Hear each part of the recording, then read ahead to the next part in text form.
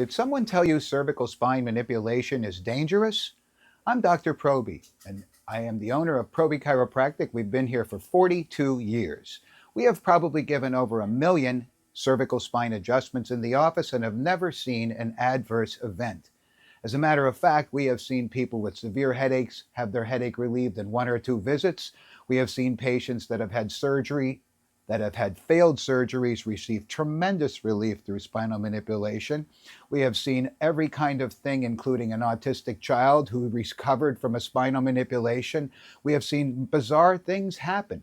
Now, chiropractors don't treat autism, they don't treat sickness or disease. They treat what's called vertebral subluxation. And that subluxation, that disruption of the normal functioning of the vertebrae, disrupts the normal quantity and quality of nerve force in the brain, sending energy into the body. Disrupt the normal quantity of energy into the body, and you have decreased the power source that runs you. That can lead to decreased immune system function, decreased body function, tiredness, fatigue. Getting an adjustment causes the joint to move. When the joint moves, there's nerves in here called mechanoreceptors. They send instant information up to your thalamus part of your brain.